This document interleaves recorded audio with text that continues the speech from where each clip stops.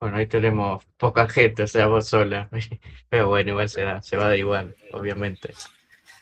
Buenísimo. Igual también se va a grabar, así que va a quedar material también. No sé cómo venís, bueno, si tenías pensado rendirlo ahora en agosto o más adelante el final. Sí, es la idea ahora. Estoy medio atrasada, pero bueno, siempre sirve. Aparte de eso, si después queda, la vuelvo a revisar la clase. Claro, la idea es eso, que quede este material, los PowerPoint que usé, los resúmenes, todo, así pueden ir leyéndolo cuando ustedes quieran. Sí, mal, buenísimo. Pero, pero sí, ahora vamos a empezar con Lakatos, que sería más una continuación de Popper. Justamente lo que va a pasar ahora con Lakatos es que va a intentar como salvar el falsacionismo. Uy, me di cuenta que no tengo, me olvidé, ay, me olvidé algo y vengo. Tranqui.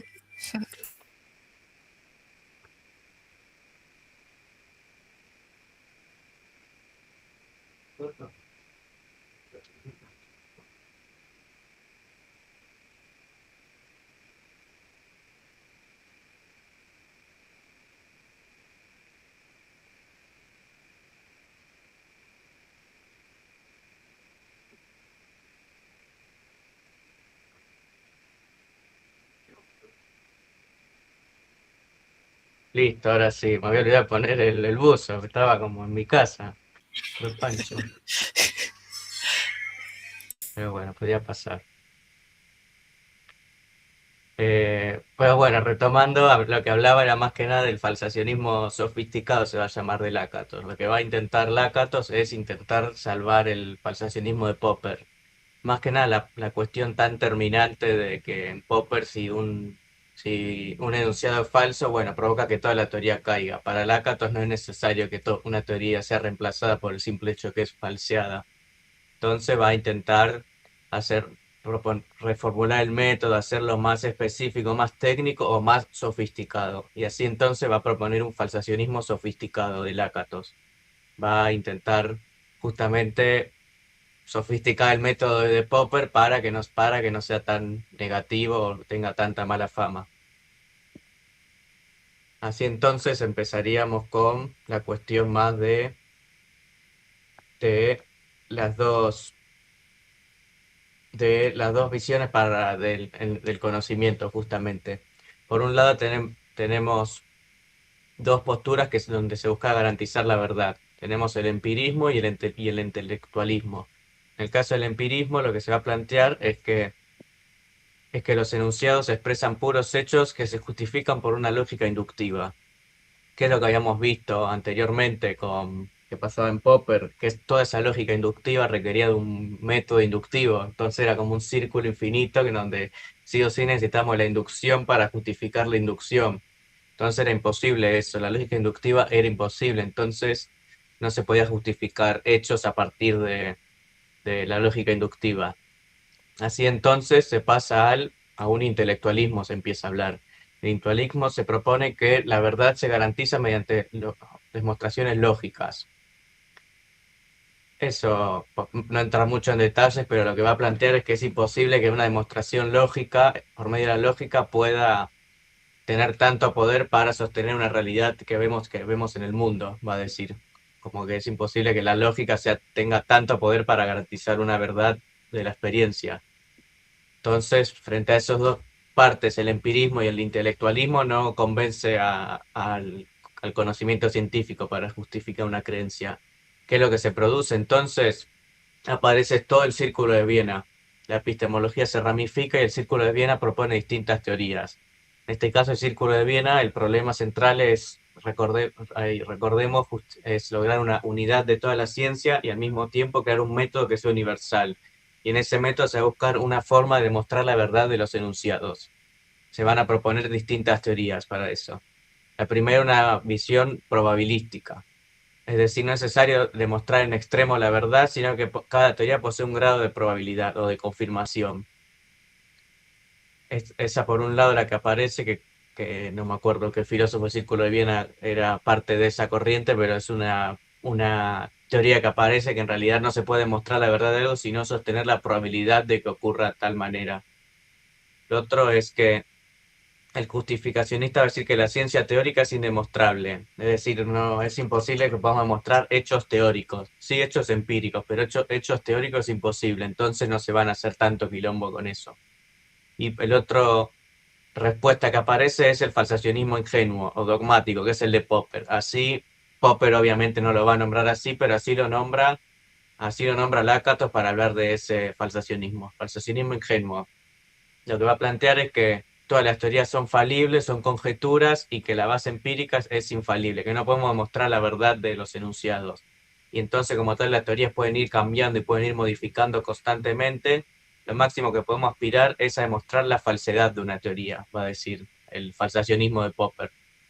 Frente a esa situación, Lakatos va a revisar el falsacionismo de Popper, va a destacar un montón de cosas, va a criticar otro y va a intentar proponer un nuevo falsacionismo que siga sosteniendo las bases de lo de Popper, pero que pueda superar los problemas esos.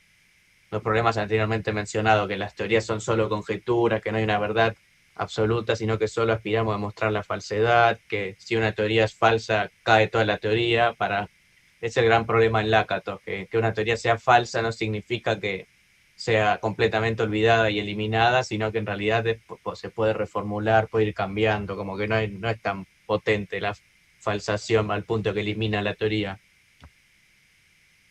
Así entonces va a hacer unas críticas al falsacionismo, tres falsedades de esta visión. La primera, que no existe una observación libre de teoría. No hay sensaciones que estén impregnadas de expectativas. Siempre que observamos algo, siempre esa observación está dentro de una teoría, dentro de un contexto en específico, dentro de una cultura en específico. Más o menos lo que hablaba Neurath, que todo que la ciencia siempre se va dando en un contexto específico histórico. Entonces, cuando observamos, no hay una observación pura. Por eso pueden aparecer los errores, pueden aparecer las falsas, podemos falsear una teoría porque va a depender de la observación del lugar en el que estamos.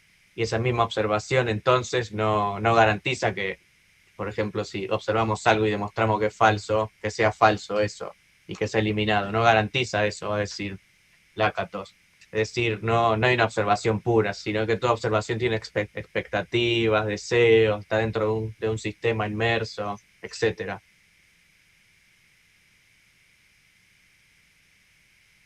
Lo que va a plantear otra cuestión que aparecía en Popper es, recordemos lo que planteaba Popper, es que de una teoría o de un hecho se extrae un enunciado, y ese enunciado se lo enfrenta a enunciados falseadores potenciales. Bueno, el punto de partida en Pop para Lakatos el punto de partida va a plantear Lakatos que es incorrecto. En realidad no se puede extraer un enunciado de un hecho. Los enunciados solo se van a derivar de otros hechos.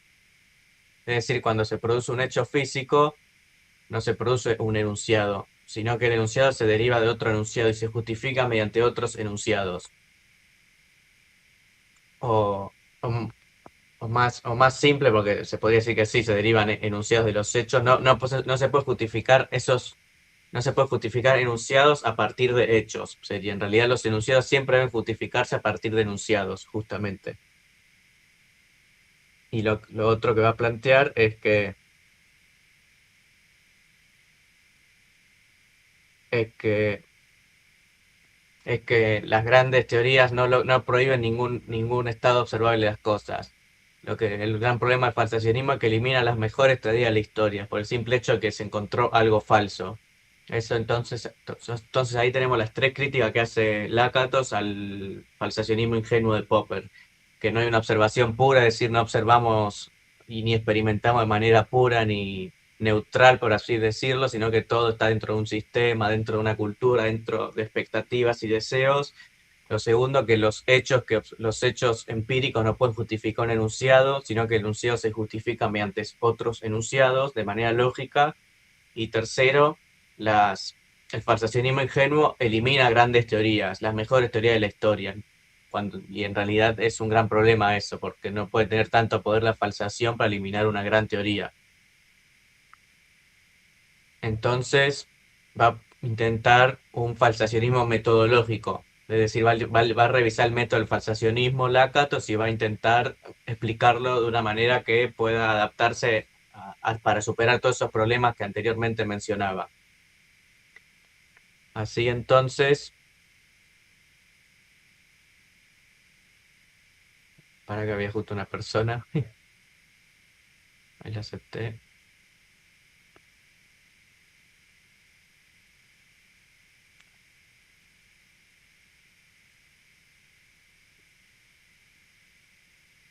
Ahí entró. Buenas, ¿cómo andás?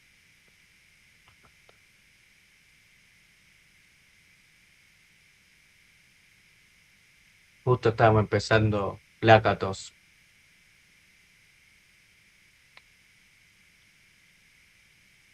Pero bueno, lo que iba diciendo es justamente eso. De ahí, frente a esas críticas que hace Lakatos a Popper, la, es decir, el problema de que la falsación sea tan potente que puede eliminar una teoría y que no hay observaciones puras, sino que toda observación está regida por expectativas, deseos. Frente a ese panorama, va a revisar un falsacionismo, va a revisar el falsacionismo, va a proponer un falsacionismo metodológico en un primer momento. Después va a reformularlo y va a proponer finalmente el sofisticado. Pero la primera respuesta que hace es un falsacionismo metodológico. Es decir, existen dos tipos de teoría del conocimiento, las activas y las pasivas. Por el lado de las pasivas, lo que, por el lado de las pasivas son teorías en donde las que la naturaleza imprime en nuestra mente, a partir de la idea que nuestra mente es una tabula rasa, es decir, no tiene ningún conocimiento de nada, no tiene ninguna idea innata de Dios ni del alma, y a partir de eso, de que es completamente en blanco, nuestra, la naturaleza imprime el conocimiento en nuestra mente.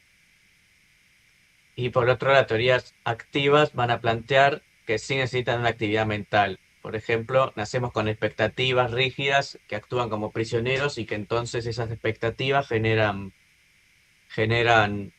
producen el conocimiento. Frente a eso, frente a esas teorías activas, van a proponer dos explicaciones, conservadoras o revolucionarias. La primera es que las conservadoras, como dice su nombre, las expectativas son tan duras y tan rígidas que no hay diálogo posible con otros marcos. Es imposible que ese conocimiento que tengamos pueda dialogar con otros marcos, porque nuestras expectativas la limitan. Y por otro lado, las otras teorías activas, el papel de las expectativas que cumplen son revolucionarias. Esas expectativas son muchas, son enormes y pueden dialogar unas con otras. Son marcos conceptuales que pueden dialogar. El científico va tomando decisiones metodológicas activas y va proponiendo distintos criterios de marcación frente a las expectativas que tiene. Caso más esquemáticos es Popper, justamente. ¿Qué relación tiene? Así entonces, revisando esa metodología, es decir, revisando cómo funciona el falsacionismo, bueno, a partir de teorías activas y de unas expectativas revolucionarias frente a esa cuestión, va a saltar y va a proponer un falsacionismo sofisticado. En este caso, con el falsacionismo sofisticado, lo que va a plantear justamente es... No, estaba viendo, creo que me falta explicar algo del falsacionismo metodológico, que no aparece ahí justo. Ahí está. Bueno, lo tengo.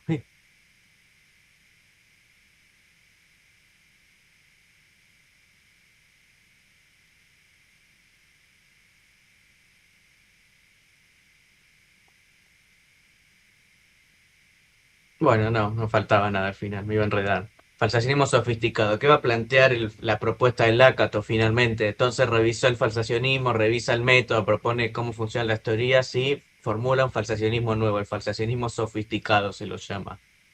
En este caso, primero va a hablar del criterio de demarcación. Una teoría es aceptable, es decir, se puede revisar, es científica hay si hay un exceso de contenido empírico dentro de ella, con una teoría rival o predecesora. Por ejemplo, predice hechos nuevos, improbables o excluidos y remota los hechos anteriores. Es decir, una teoría, por ejemplo, T y una teoría T1, por decirlo así, es, puede ser superior a la otra. Es decir, Ay, más fácil que lo lea. Una teoría T solo se considera falsada y reemplazada por una teoría rival T1 si se cumplen tres condiciones estrictas.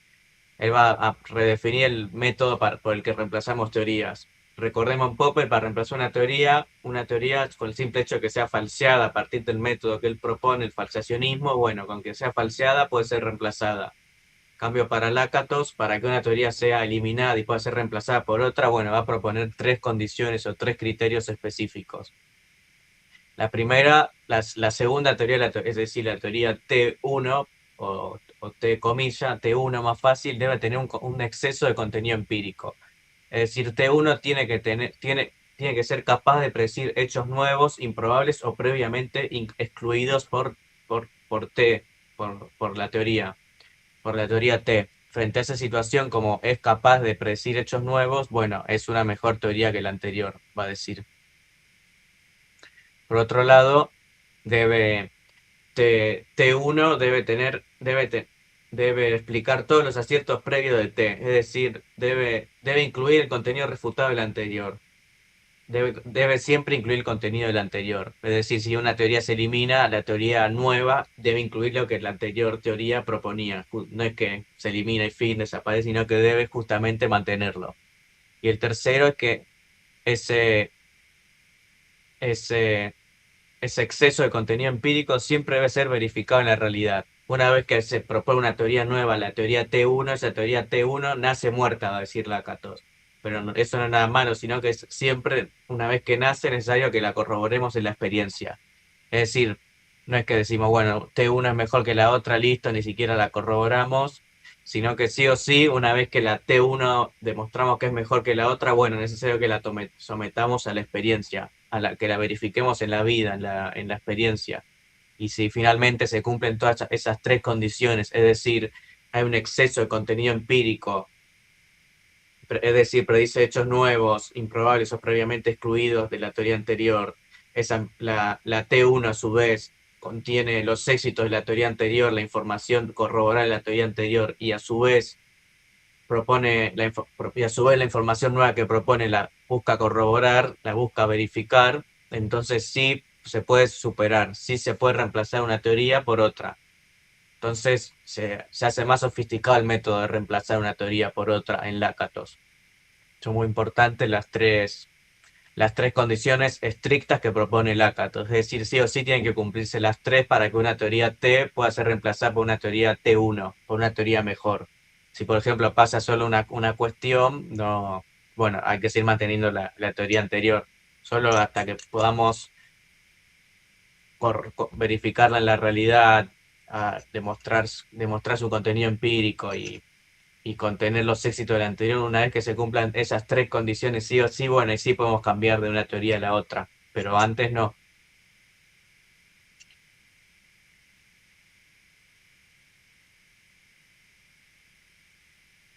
Ahí finalmente va a proponer una nueva manera de entender a las teorías Lakatos. Él va a decir, bueno, no se puede hablar de una teoría única, no te puede hablar de término científico a una teoría, a solo una teoría. Es decir, todo el criterio de marcación que había en el Círculo de Viena, en Popper, de que una teoría es científica si se puede verificar la experiencia, si se puede corroborar, si se puede falsear. Bueno, hablar de solo una teoría de manera aislada no sirve, va a decir, es un error conceptual fundamental. No podemos decir científica o no científica a solo una teoría, sino que toda teoría es que, sino que toda teoría está dentro de muchísimas teorías. Él va a decir un programa de investigación científica, un PIC, va a decir él. Es decir, entonces el error del aislamiento que va a decir Lakatos es que no se puede evaluar teorías de manera aislada. Una teoría carece de la estructura necesaria para resistir todo una corroboración empírica, una sola teoría. En cambio, lo que hay que evaluar son todas teorías dentro de un programa.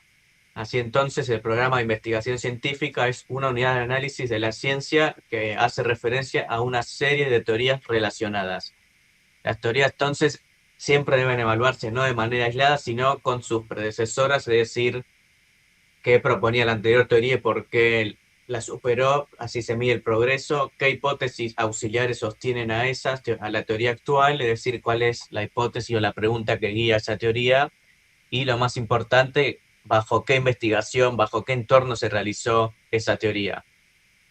Base a eso, base a todo ese contexto de las teorías, es lo que va a permitir analizar justamente si todo ese conjunto de teorías es científico o no, y si puede ser falso o no. Es decir, hay un programa de investigación científica que es la unidad de análisis de la ciencia, justamente, que serían todas las teorías en conjunto. Finalmente, esto va quedando claro por ahora, con la unidad de análisis. Sí, sí, por ahora sí. Bien. Bien, él va a decir, bueno, el programa de investigación científica tiene distintas estructuras. Va teniendo distintas estructuras un programa de investigación científica. Tiene distintas reglas metodológicas que nos dicen qué senderos de investigación debemos evitar y cuáles debemos seguir, justamente. Ah, yo estaba más adelante. Bueno, lo spoileé. Bueno, lo primero que va a decir es que todo programa de investigación científica, todo PIC, cuenta con un núcleo y un cinturón, que son una fortaleza epistemológica de cada capa. Dentro de las teorías hay un núcleo que son las teorías o condiciones metafísicas fundamentales. Son irrefutables por convención y se aceptan incondicionalmente para permitir que la investigación avance. Son, es decir, dentro de los programas de investigación hay unas teorías que no se pueden refutar justamente. Es el núcleo firme, es un núcleo que no se puede refutar, son leyes, teorías, leyes universales o condiciones metafísicas que no pueden refutarse ni revisarse. Ya que si intentamos revisarla y intentamos refutarla, vamos a enredarnos, vamos a perder tiempo e incluso va a afectar a todo lo que viene después. Sería como la base de todo, de todas las teorías, como los presupuestos que debemos sostener en un primer momento, que no se pueden, que aceptamos por convención, que lo tengo que aceptar incondicionalmente y que permite que la investigación avance y tenga sentido. Son leyes que se aceptan por convención y son irrefutables. Y dentro de ese núcleo está rodeado por un cinturón protector, esas mismas teorías. Es decir, hipótesis auxiliares que rodean el núcleo. Lo que pasa ese cinturón protector es adaptable y sacrificable. Es decir, son las teorías o hipótesis que se pueden analizar, se pueden adaptar, se pueden ir modificando y pueden ir recibiendo los impactos de las anomalías empíricas, modificándose para proteger el núcleo firme. Lo que está queriendo decir a grandes rasgos y de manera sencilla es que dentro de un programa de investigación hay unas teorías que no se pueden refutar. Y esas teorías que no se pueden refutar están rodeadas por un cinturón de otras teorías. Entonces, si queremos atacar a la teoría, a las teorías que no podemos refutar, o mejor dicho, si experimentamos, si hay errores, lo que termina afectado no es el núcleo, sino que es el cinturón protector. El cinturón protector siempre va a estar protegiendo al núcleo, justamente.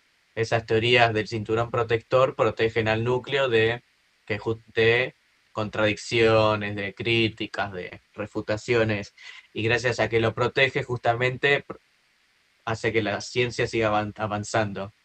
Es decir, el núcleo nunca se puede ir, nunca se puede tocar. Incluso si se intenta tocar, siempre va a estar el cinturón protector, teorías o hipótesis auxiliares para evitar que se toque.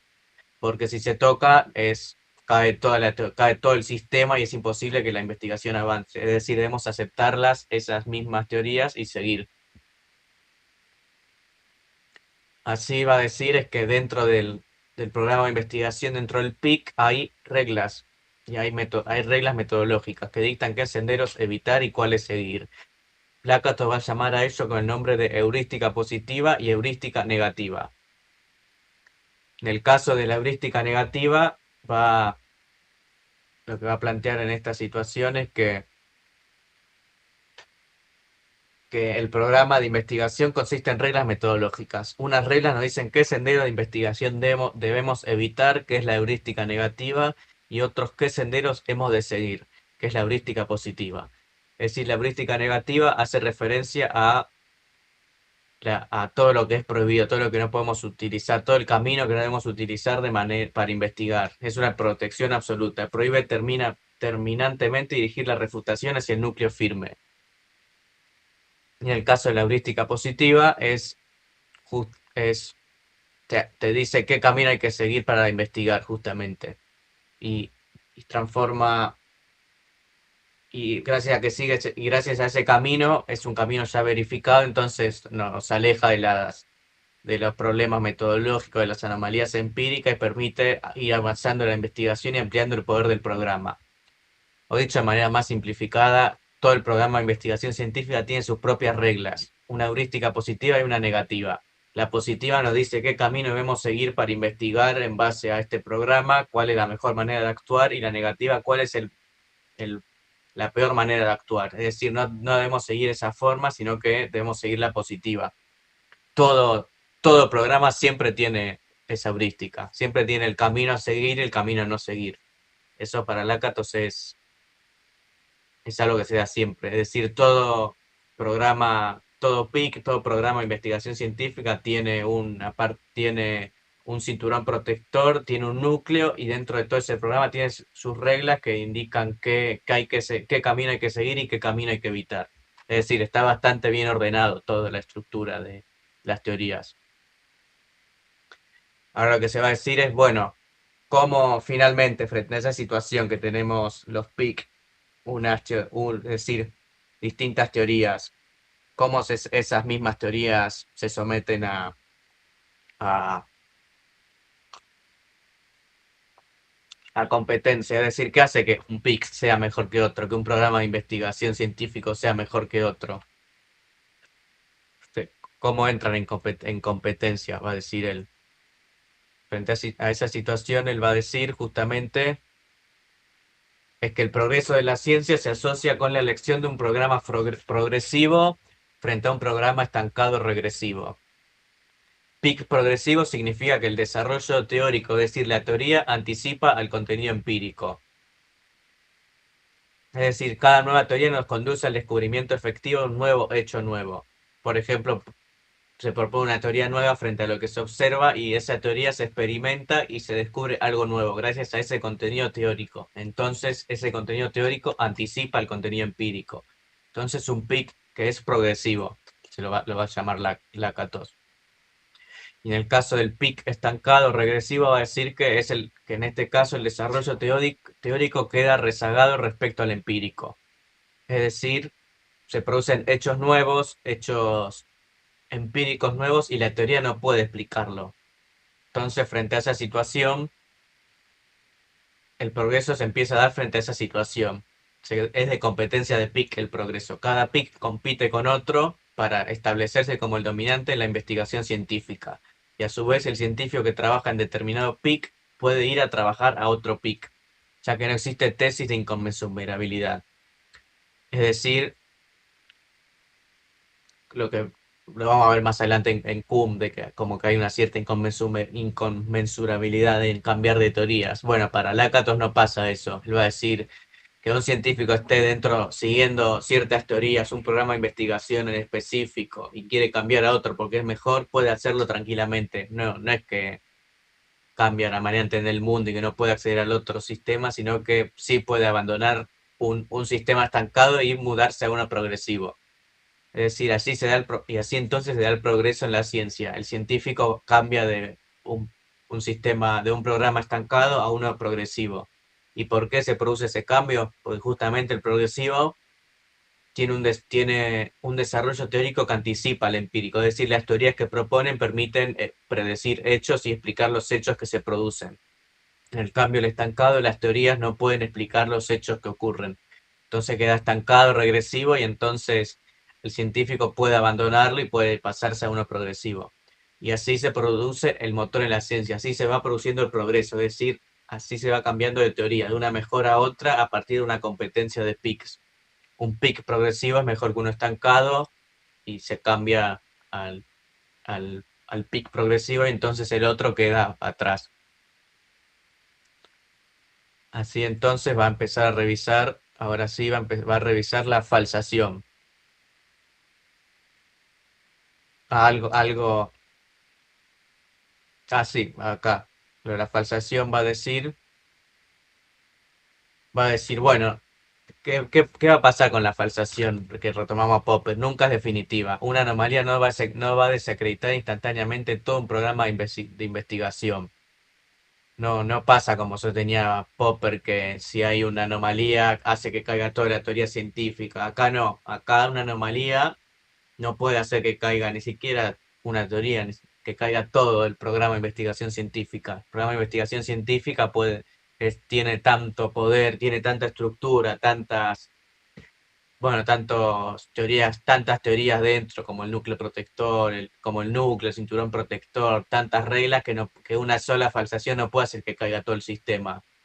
Entonces lo que va a pasar justamente es que el PIC, el PIC no queda rezagado y archivado, no eliminado va a pasar, se archiva justamente. Se archiva y entonces ese PIC archivado queda archivado, y si el científico descubre cosas nuevas que tienen sentido en el otro programa de investigación, puede recuperarlo. Es decir, todo queda archivado, todo queda olvidado. Mejor dicho, olvidado no, todo queda archivado siempre, archivado, rezagado, pero no queda falseado. Es decir, no es falso, sino que queda archivado. El científico puede volver al otro programa, utilizarlo, proponer cosas nuevas e incluso retomarlo y seguir construyendo en base a lo que observó en otro programa. Es decir, el científico puede ir saltando el programa en programa, va a decir Lakatos. No es que si un programa se abandona ya es falso y listo, no se utiliza nunca más, cosa que sí sostendría Popper, sino que para Lakatos solo queda olvidado. Queda ahí y se lo puede retomar cuando queramos, justamente. También va a haber una situación particular que está buena mencionarla, que va a decir es que cuando aparece un PIC nuevo, un programa joven, se puede insertar dentro de uno fuerte, justamente. Al ser tan joven y al tener pocas teorías nuevas, ese programa puede no tener suficiente fuerza. Entonces se lo puede insertar en el programa olvidado, archivado, y así darle muchísimo más contenido. Finalmente se va a tener que abandonar porque va a haber muchas contradicciones, pero entonces a grandes rasgos lo que está planteando es que el PIC nunca queda eliminado, nunca queda falseado por completo, sino que queda archivado, rezagado, y que entonces el científico puede volver a él cuando quiera, para retomarlo, para revisar, para proponer cosas nuevas, para construir en base a él, para construir, para insertar un nuevo en el viejo. Puede utilizarlo constantemente, y entonces la falsación no es tan terminante, fatalista, tan determinante. No es que elimina todo, sino que sigue archivado, justamente. De esta manera, abandonar un PIC no es lo mismo que falsar empíricamente. E incluso la falsación nunca es definitiva, ya que no tiene la fuerza suficiente para desacreditar todo un programa de investigación científica. De esa manera se puede dar el caso de que existan muchas falsaciones empíricas dentro de un PIC o muchas contradicciones, pero no significa el abandono de todo ese programa de investigación científica. Incluso va a decir Lakatos, se puede salvar el programa de investigación científica. Para salvar un programa de investigación científica en problemas, porque ¿qué pasaba? Recordemos siempre a Popper, ya el mínimo hecho de que una teoría sea falseada, de que aparezca una mínima contradicción, bueno, hace que todo el sistema sea falso y caiga, no hay forma de salvarlo. Lakatos va a decir que sí, que se puede salvar todo el sistema, que para eso cuenta con el cinturón protector y con las hipótesis ad hoc. Que las hipótesis ad hoc son hipótesis que se proponen después de la teoría, después de la experimentación, para justamente ir cambiándola y que permitan sostener el programa de investigación científica. Es decir, las hipótesis están dentro del cinturón protector. A ver ahora. Lo que va a plantear es que tres condiciones de esas hipótesis: que no tiene un exceso de contenido empírico y siempre abarca el caso estudiado. Es decir, la hipótesis solo sirve para el caso estudiado, justamente. No puede explicar todo el universo, sino que solo lo que se está estudiando, solo el problema se puede utilizar. Se puede utilizar la hipótesis para intentar salvar ese problema en particular, no para intentar salvar todo. Esas hipótesis sí o sí deben ser confirmables, es decir, deben ser corroboradas en la ciencia. No podemos proponer una hipótesis que tenga nuevo descubrimiento teórico, una nueva teoría, pero que no se pueda verificar empíricamente. Y entonces el tercer tipo y el tercer uso que va a plantear es que finalmente es, si esa hipótesis tiene un exceso de contenido empírico y es finalmente confirmable, bueno, sí es una buena hipótesis, es una hipótesis legítima justamente. Es un exceso de contenido empírico, son confirmables y entran eventualmente en conflicto. Así entonces va a proponer esas hipótesis ad hoc y va a explicar los tres tipos que se pueden utilizar. O mejor dicho, más de tres tipos, tres condiciones que puede presentar esas hipótesis, va a decir él. O bien no presenta nada nuevo, no presenta nada nuevo empíricamente, entonces no, perdón, me estoy enredando mucho. Lo que va a plantear entonces los criterios es que, primero, que sí o sí, la hipótesis ad hoc tiene que abarcar el contenido el problema en sí mismo. No puede intentar explicar todo el universo de la teoría, sino el problema puntual, es decir, la contradicción. El segundo es que eso que quiere explicar, que quiere verificar, debe estar justamente verificado por la experiencia. No puede ser una solo teoría, sino que debe tener teoría y experiencia. Y el tercero es que finalmente cuando se logra todo eso, ya cuando finalmente hay un exceso de contenido empírico, es decir, propone algo empírico, lo corrobora y explica el hecho particular, bueno, finalmente ahí sí es una buena hipótesis ad hoc. Impulsan la heurística positiva, es decir, indican el camino a seguir y la podemos seguir utilizando, incluso si eventualmente entra en conflicto con el núcleo. Así entonces, hasta ahí más o menos fue quedando claro todo. Sí, sí. Bien.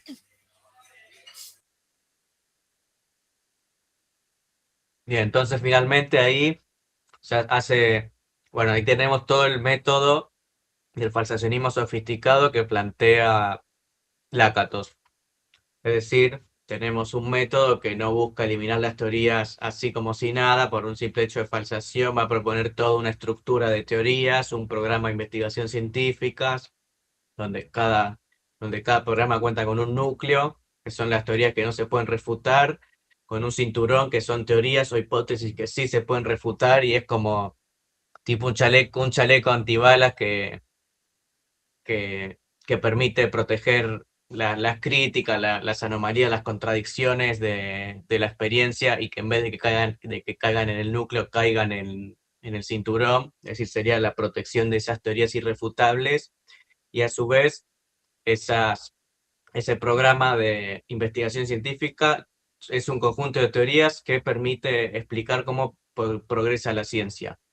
Y a su vez, lo último, cada programa contiene sus propias reglas que indican qué camino seguir, es decir, qué es lo conveniente investigar, qué método conviene y cuáles no, que sería la heurística positiva y la heurística negativa. Hasta ahí cerramos todo Lácatos, el falsacionismo sofisticado. Y entonces va a decir Lácatos, bueno, ¿por qué mi método es mejor que el de Popper y Kuhn? Que después vamos a ver Kuhn justamente. Pero bueno, ¿qué pasa con Popper? ¿Qué es lo que termina pasando con Popper? La principal diferencia con la versión de Popper es que la crítica no destruye tan rápidamente como Popper imagina. La crítica destructiva como la refutación es más bien la demostración de una inconsistencia. No elimina programas. Es decir, lo que pasa en Popper es que planteaba que la crítica destruye instantáneamente todo y asumía que una conjetura refutada. No, eso no viene al caso, pero lo que plantea es eso, que una crítica destruye instantáneamente todo el edificio, todas las teorías, absolutamente todo, entonces es necesaria una nueva teoría, encontrarla de cualquier manera. Cambio en Lácatos es que no es, en realidad lo que hace la crítica es mostrar una contradicción, una inconsistencia, pero no elimina todo el programa. E incluso, si lo que puede pasar es que se descarte el programa, lo archiva, pero no lo elimina justamente. Y lo que va a plantear En Lakatos, la crítica de un programa es un proceso largo y a menudo frustrante, y hay que salvar los programas y hay que tratar los programas sin tanta severidad. Es a partir de la crítica constructiva que con ayuda de los PIC rivales, es decir, revisando PICs, distintos programas de investigación unos con otros, no eliminándolos, sino revisándolo constantemente, recurriendo a uno que está archivado, es lo que permite que se explique el progreso. Con ayuda de todo lo de la acumulación de PICs y de ir corroborando uno con otro, es donde se produce el verdadero éxito. Y los resultados solo se hacen visibles mediante una reconstrucción racional. Y así entonces, bueno, pues vamos a ver Q justamente, pero lo que va a plantear Lakatos es que a lo largo de toda la ciencia siempre hubo muchísimos programas de investigación científica. Hay un pluralismo teórico. La historia de la ciencia debe ser una competencia constante entre programas. Cuanto más competencia haya en la ciencia, es decir, más programas de investigación científicas hayan, es mejor para la ciencia, porque se produce el progreso, porque hay crítica, porque hay un examen crítico constante. Kuhn va a plantear que por lo general lo que pasa en la ciencia es que queda, sí, estancada sería la palabra, pero queda con un paradigma en específico aceptado y no busca un paradigma nuevo, a menos que haya contradicciones. Cambio Lakatos va a decir, bueno, no hay que hablar de paradigmas, sino de programas de investigación científica. En realidad, mientras más programas haya en la ciencia, eso, mientras más pluralismo haya de teorías, de concepción, sí, de teorías, de programas de investigaciones, donde más se produce el progreso. Hace que el científico sea más crítico, más riguroso y donde se produce finalmente el progreso en la ciencia. Ya vamos a ver Kuhn ahora en un rato, pero bueno, para que tengas esa idea de que Kuhn va a proponer que existe un paradigma dominante que guía la ciencia, mientras que Lakatos no va a decir, en un momento puede haber un paradigma, una unidad que guíe la ciencia, pero siempre puede ir volviendo al otro programa científico. Así entonces la síntesis de Lakatos va a proponer que la ciencia es una competencia racional de estructuras complejas, es decir, una competencia de los programas de investigación científicas. Avanza no por refutar errores, como sostenía Popper, sino por la capacidad teórica de predecir y confirmar sistemáticamente nuevos hechos empíricos. Es decir, avanza a partir de una competencia de programas de investigación científicas, en donde termina ganando un programa que es capaz de predecir hechos nuevos a partir de la teoría. Cambio, un programa que no puede explicar lo que pasa a partir de teorías, es decir, se producen experimentos nuevos y no puede explicarlo por el marco en el que está, bueno, es un programa estancado y se lo debe cambiar.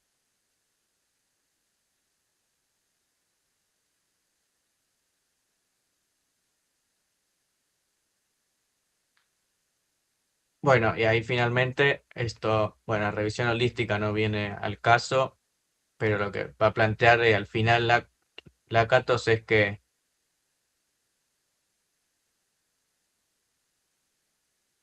va, bueno, sí, lo voy a explicar.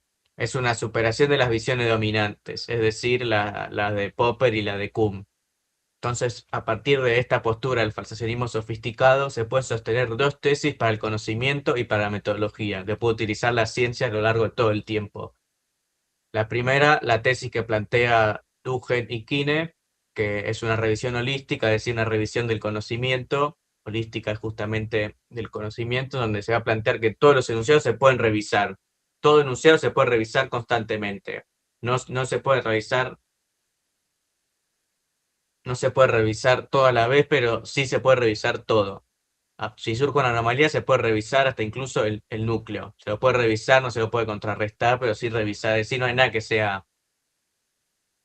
No, me iba a enredar, iba a decir, no hay nada que sea intocable, pero sí, el núcleo justamente es intocable, pero se lo puede revisar, va a decir, todo se puede revisar, todo se puede observar, todo se puede revisar, pero no significa que todo se pueda cambiar, incluso no todo a la vez.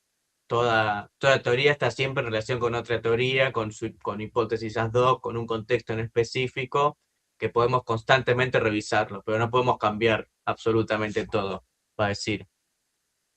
Y lo segundo, para que finalmente podamos cambiar algo, va a decir, el cambio siempre debe suponer un progreso científico. Es decir, siempre debemos cambiar para poder mejorar, va a decir él. cualquier parte del conjunto de la ciencia que sea modificada y reemplazada, siempre debe, la condición esencial es que suponga un progreso científico, es decir, que conduzca al descubrimiento de hechos nuevos o que permita explicar hechos nuevos. Esa es la única condición para que una teoría pueda ser cambiada por otra, o que para que un programa pueda ser cambiado por otro. El cambio siempre debe suponer un progreso científico. Se aceptan entonces solo modificaciones que sean teóricamente progresivas y conduzcan al descubrimiento de nuevos hechos. Si no conducen al descubrimiento de nuevos hechos, bueno, no es necesario cambiar.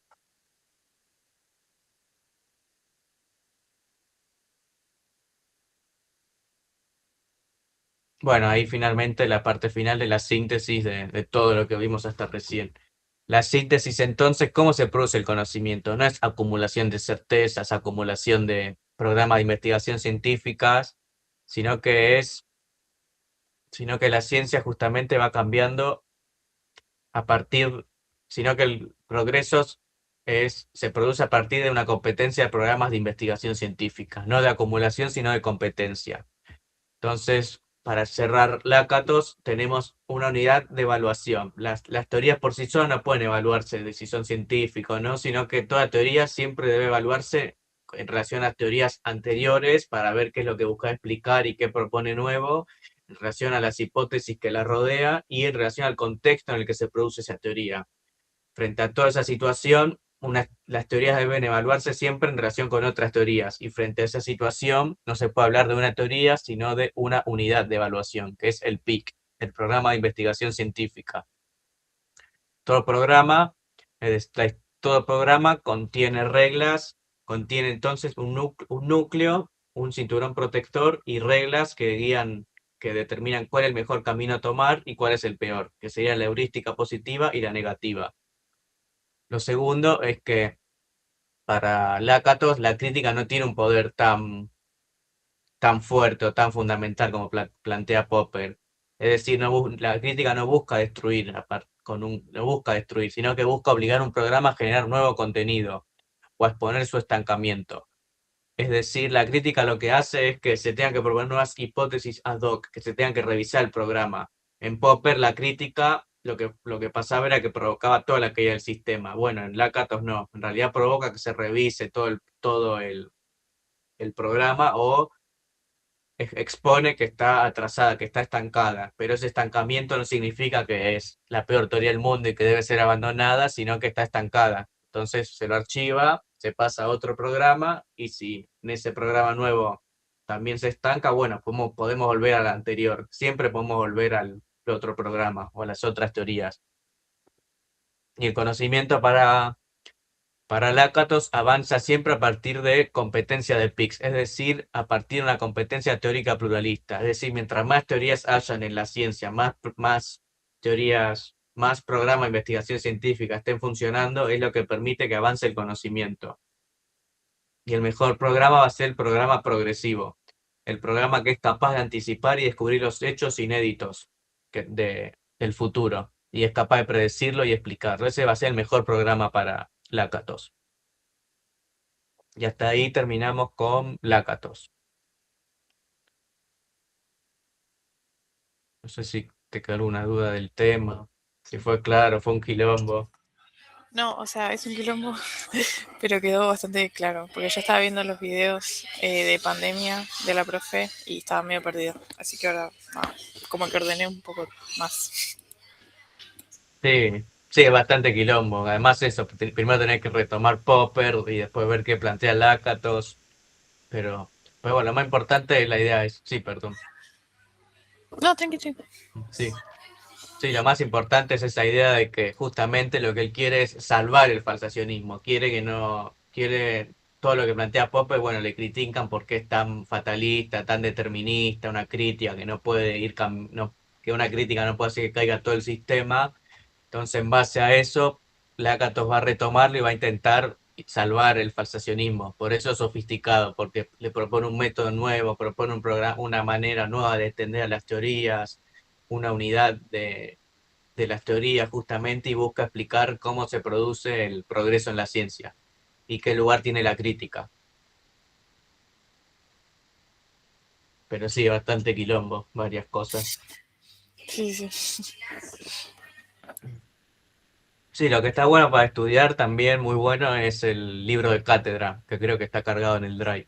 Ese libro lo que son las mismas profes que lo explican de manera que se puede entender leyendo, entonces está bueno para entenderlo. Sí, yo estaba con lo de la segunda unidad, leí. Después ya lo dejé, pero sí, estaba bueno. Sí, pero bueno, como siempre digo, cualquier duda podés mandarme después por privado al grupo y bueno, voy a intentar contestarla. Pero, Dale, buenísimo. pero sí, ahora quedaría con Cum, justamente. Cum es un poco más fácil que Lakatos,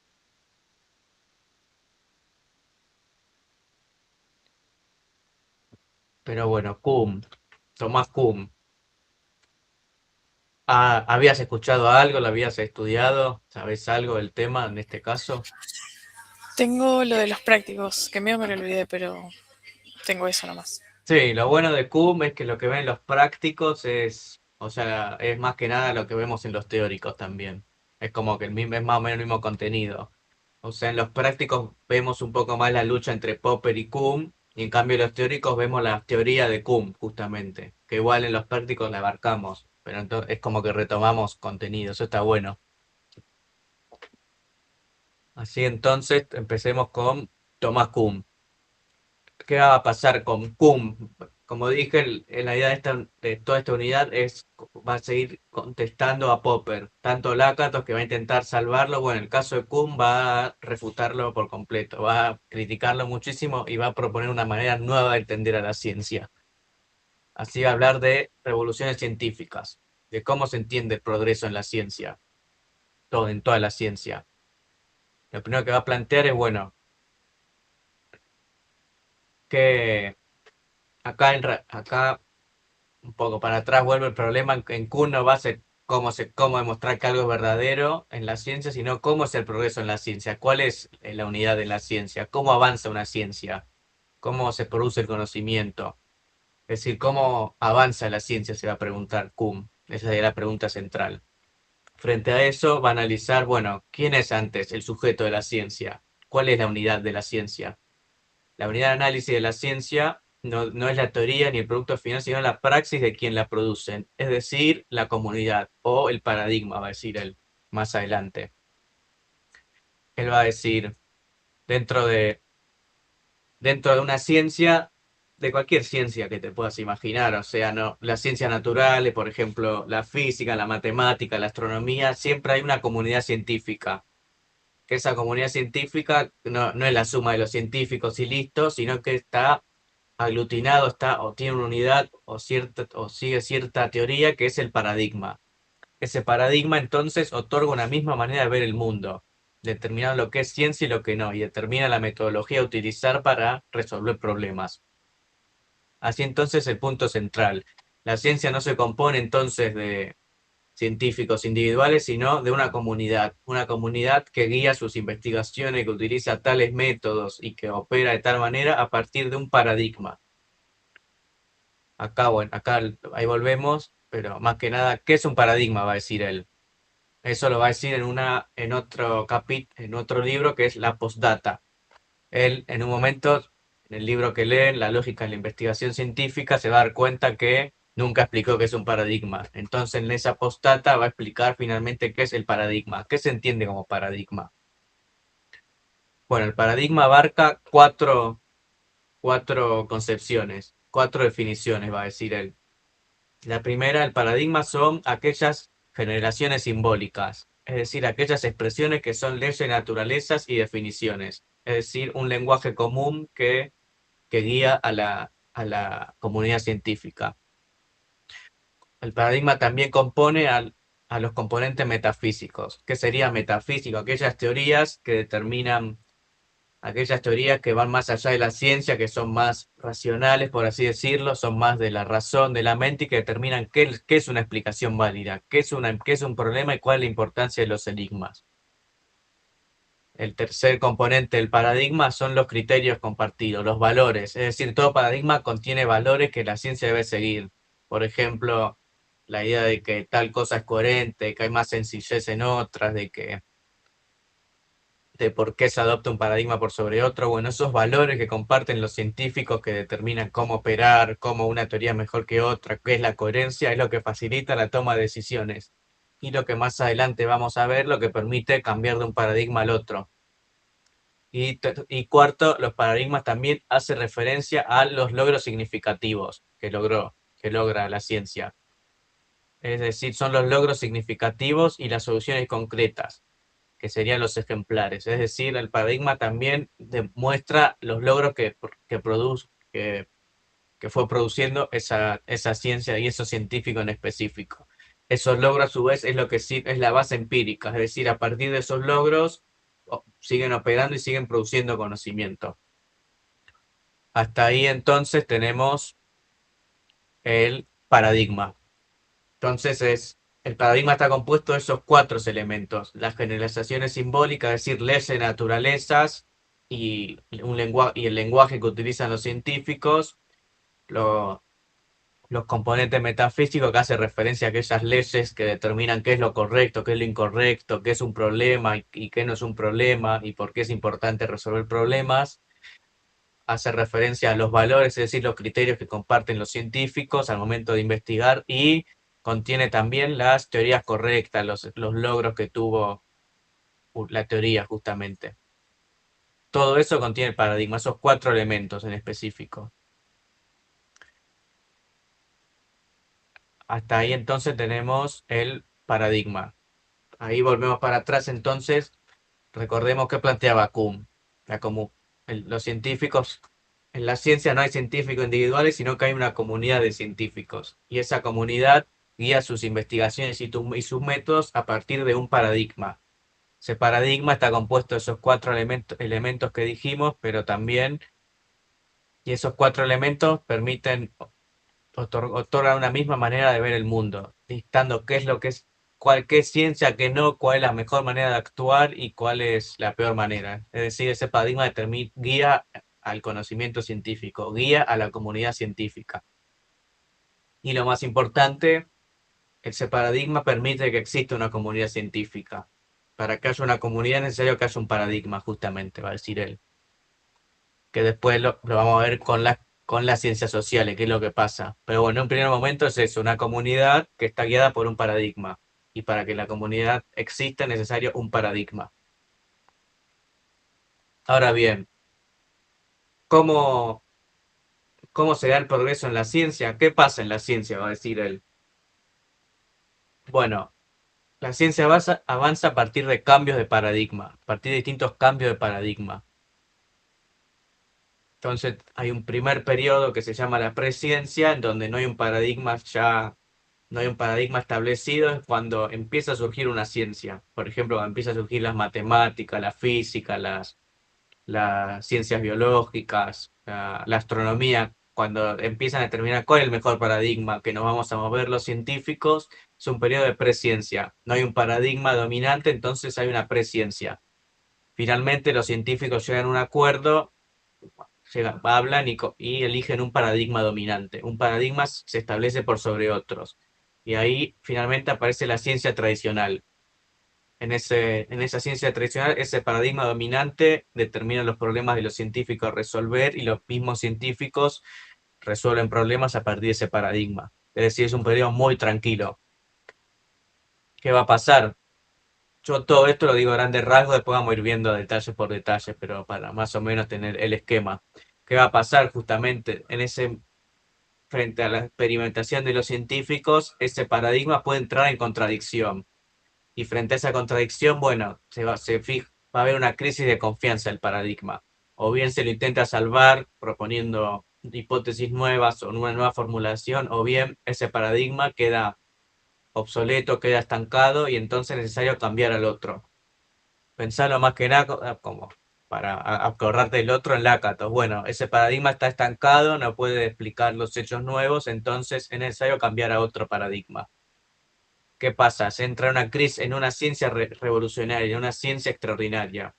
En esa ciencia extraordinaria no hay un paradigma dominante. Los científicos buscan distintos paradigmas, buscan distintas explicaciones para entender el mundo y buscan establecer un paradigma dominante. no se produce conocimiento ahí, sino que lo que se busca es establecer un paradigma dominante. Y finalmente, cuando encuentran un paradigma dominante que a través de los valores, no es que una explicación lógica de por qué eligen uno, sino que a través de los valores se establece el paradigma y se vuelve a una nueva ciencia tradicional. Así entonces la ciencia avanza para Kuhn en esas tres etapas: ciencia tradicional, crisis de confianza y ciencia extraordinaria. Y así entonces la ciencia va avanzando constantemente, cambiando paradigmas. Eso, como dije, muy a grandes rasgos. Ahora vamos a ver detalles por detalles. Pero bueno, eso más que nada quedó claro a grandes rasgos o la cuestión de paradigma. Sí, sí, sí. Bien.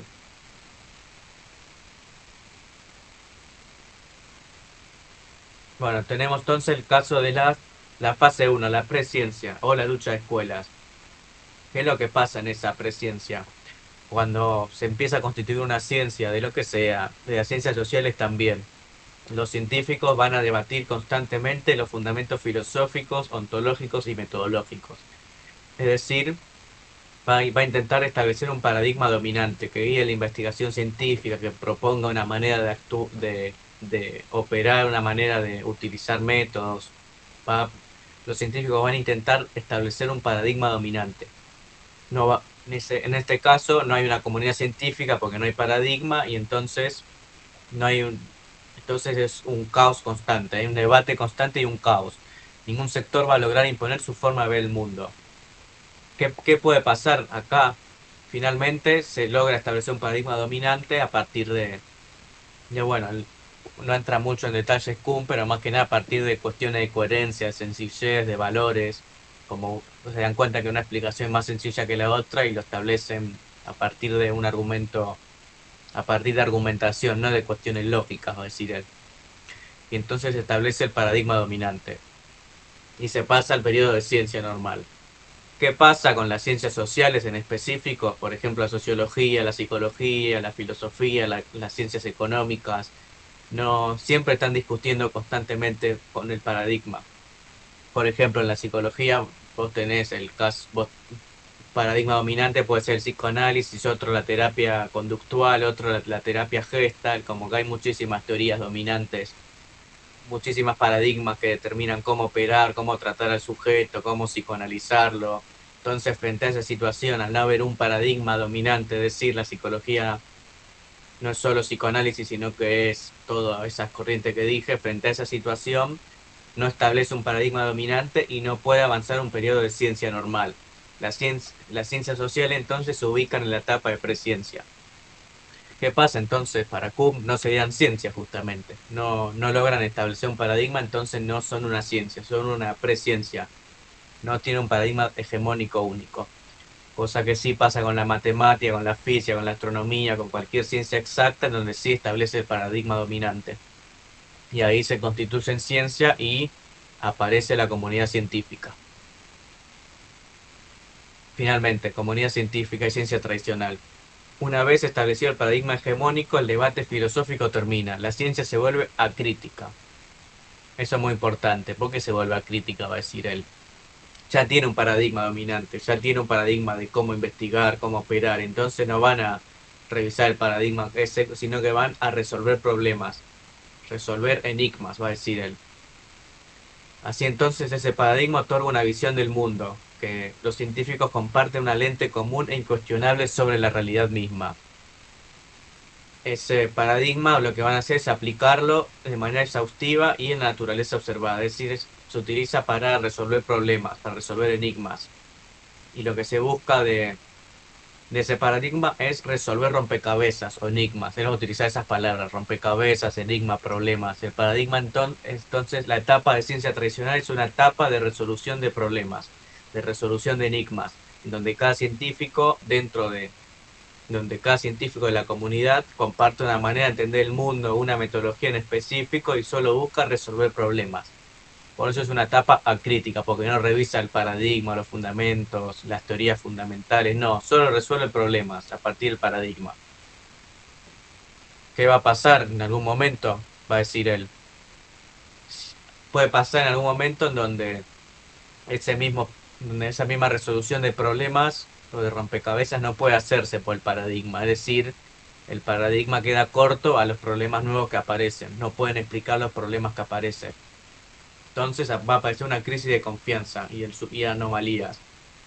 Si un enigma no se resuelve, no se culpa al paradigma, va a decir en un primer momento. Recordemos en Popper que para criticarle, en donde si hay un mínimo problema, una mínima anomalía en una teoría, hace que caiga todo. Bueno, acá en Kuhn no pasa. No es culpa del paradigma, sino que es culpa del científico individual. Es decir, el error no es error de la teoría, sino que es error del científico. ¿Qué pasa? Eso en un primer momento. ¿Qué pasa si constantemente sigue repitiendo? Es decir, si el paradigma no puede dar respuesta a los problemas nuevos, no pueden resolver problemas. Si, si los fracasos siguen persistiendo y van comprometiendo a todo el paradigma, bueno, finalmente se rompe esa etapa crítica. El dogma se agrieta. Se abre la puerta a una ciencia extraordinaria. Reaparece la crítica y el debate de los fundamentos. Es decir, la crisis de confianza del paradigma, si no se logra salir de eso, es decir, si no se puede salvar el paradigma, se pasa a una ciencia extraordinaria, una revolución, la ciencia revolucionaria o la ciencia extraordinaria. ¿Qué va a pasar justamente? Que el paradigma cae, el paradigma dominante, y es necesario buscar un paradigma nuevo para guiar la investigación científica. ¿Cuál es el gran problema que va a pasar ahí? Que los distintos paradigmas proponen una nueva forma de entender el mundo, un cambio del mundo completamente distinto. Entonces, el paradigma alternativo ha presentado una visión del mundo totalmente incompatible con el anterior. Entonces, para elegir un paradigma por sobre otro, no hay un criterio lógico, una elección racional, sino que se hace a partir de los valores de los paradigmas. Recordemos el elemento del paradigma uno, que eran los valores, es decir, valor de la coherencia, la sencillez. Bueno, esos mismos valores que comparte la comunidad científica van a ser la base para elegir un paradigma por sobre otro. ¿Qué es lo que quiere destacar Kuhn en todo eso? Que el cambio de paradigma o el cambio de teorías no se hace a partir de una explicación lógica o racional, sino que se hace a partir de pura argumentación de lo científico, a partir de pura psicología, se podría decir, que más adelante va a retomar ese tema. El cambio entonces no es una deducción matemática, no es algo lógico, sino que es un proceso activo de convencimiento, de coherencia, sencillez de la comunidad. Los mismos valores de los científicos lo que hacen que se elija un paradigma por sobre otro. No hay una explicación racional, lógica, matemática de por qué se elige un paradigma, sino por X porque al científico le gustó otro paradigma por sobre otro. Entonces, ¿qué va a pasar cuando finalmente se elige un paradigma nuevo? Ese paradigma nuevo propone una nueva forma de entender el mundo, un cambio del mundo. Si querés, para entenderlo de manera más sencilla, es como que te dan anteojos nuevos para entender el mundo. Te pones unos anteojos nuevos y te cambia la manera de comprender al mundo completamente distinta. Cambia la realidad desde la nueva configuración. Es un cambio de percepción del mundo, cambio de percepción del mundo por completo. Ese paradigma entonces otorga un cambio de percepción del mundo por completo. Y así entonces se pasa de esa ciencia revolucionaria al periodo de ciencia normal. Volvemos otra vez para atrás, a ciencia tradicional, acá, ahí mismo. Es decir, de la ciencia extraordinaria volvemos a una nueva ciencia tradicional. Y esa nueva ciencia tradicional, a partir del paradigma nuevo, comprende el mundo de distinta manera y opera de distinta manera. Y resuelve los mismos problemas, o incluso puede pasar que los problemas viejos ya no sean problemas y entonces resuelve otros problemas. Pero así entonces se produce el avance en la ciencia, a partir del cambio de paradigma. Y eso es algo que se puede repetir constantemente. Es decir, hay un periodo de estabilidad con el paradigma, entra en contradicción, se lo abandona, se propone un paradigma nuevo y así constantemente avanza la ciencia. Una vez que la ciencia sale del periodo de presciencia, siempre se mueve entre ciencia tradicional y ciencia revolucionaria. No vuelve al periodo de presciencia, va a decir Kuhn. Así entonces,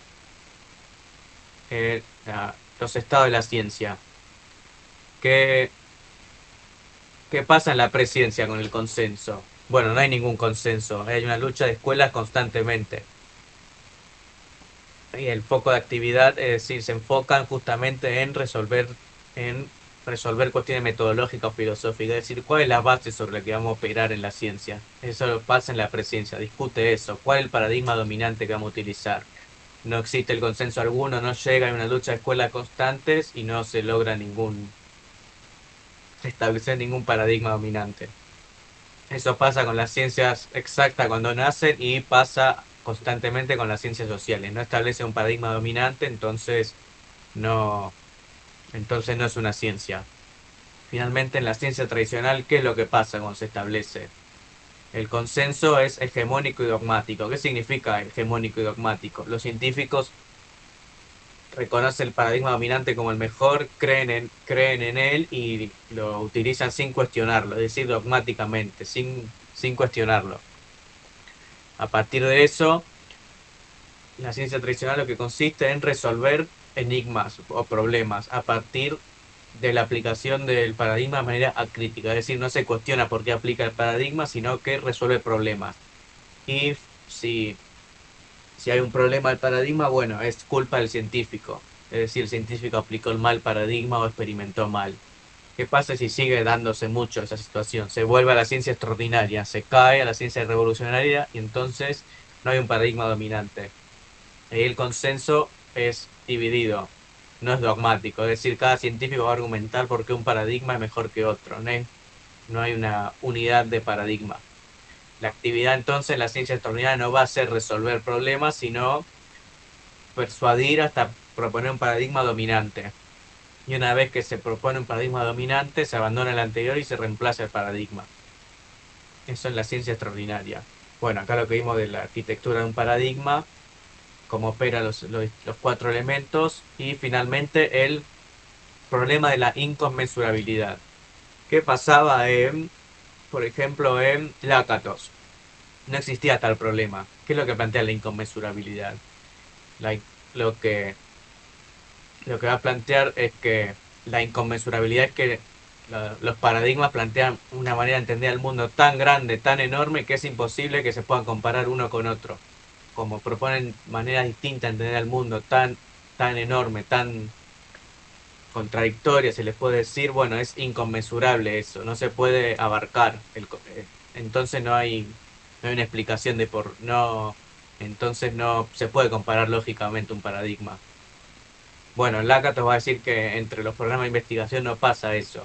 El científico puede volver al otro programa de investigación tranquilamente, no hay ningún problema. Para Kuhn sí va a haber un problema. El nuevo paradigma es incompatible con el anterior, porque hay un problema en la inconmensurabilidad, justamente. Hay una inconmensurabilidad en donde el científico no puede entender al paradigma anterior en base al paradigma nuevo, porque cambió por completo la manera de entender el mundo. Entonces, a grandes rasgos, lo que quiere destacar Kuhn en el problema de la inconmensurabilidad es que no hay una explicación lógica o racional de por qué un paradigma se cambia por el otro. ¿Por qué pasa eso? Porque ambos paradigmas proponen una manera distinta de ver al mundo, completamente distinta. Entonces no hay ningún argumento que pueda comparar uno con el otro. Y frente a eso, la única argumentación que sirve es por medio de los valores, por medio de la psicología, por medio de la emoción. Es decir, por ejemplo, se elige un paradigma porque es más sencillo entender el mundo, porque es más fácil, se lo elige en base a eso, pero no hay una explicación lógica, racional o matemática porque un paradigma es mejor que el otro. Entonces, finalmente, ¿cómo se da el progreso científico? El progreso no es una acumulación de paradigmas o de teorías cada vez más verdaderas, sino a través de la evolución. Se entiende de sus inicios, desde una, desde ir evolucionando en paradigmas hasta lograr unos más resolutivos sin dirigirse hacia un fin absoluto. Es decir, no se busca una verdad absoluta acumulando paradigmas, sino que el progreso se da a partir de cambiar de paradigmas que sean más resolutivos, más abarcativos, más explicativos. Eso para Kuhn es el progreso en la ciencia, es evolución, ir evolucionando los paradigmas hasta que cada paradigma explique de manera más detallada y más fácil el mundo. Es decir, no se acumulan los paradigmas, sino que se van evolucionando. Y es el progreso científico para Kuhn, una evolución, no una acumulación. Pero bueno, la síntesis del motor de la revolución es decir, ¿por qué se producen las revoluciones?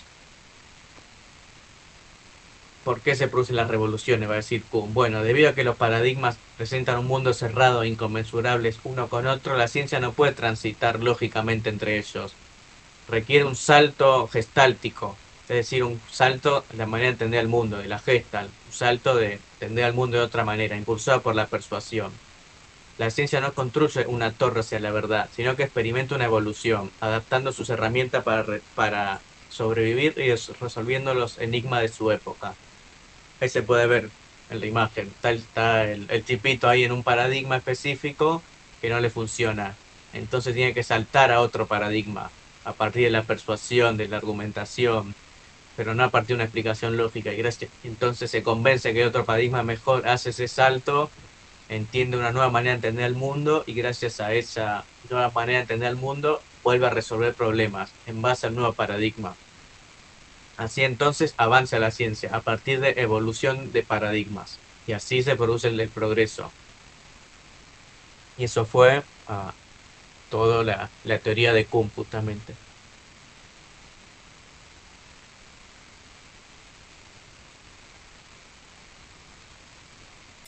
Buenísimo. No sé si quedó alguna duda de algo, de algún tema. No, creo que no, estaba viendo eso. Creo que no. Igual tengo que revisar bastante, pero sí, re claro. Sí, sí, Kuhn es un poco más claro que Lakatos, por suerte. Sí, nada que ver. Mm.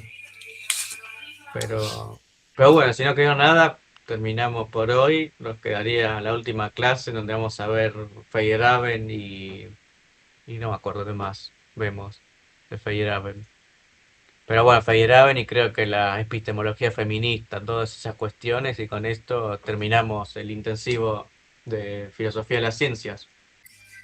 Buenísimo. Sí, ahí estaré. Por Sí, lo menos bueno, yo.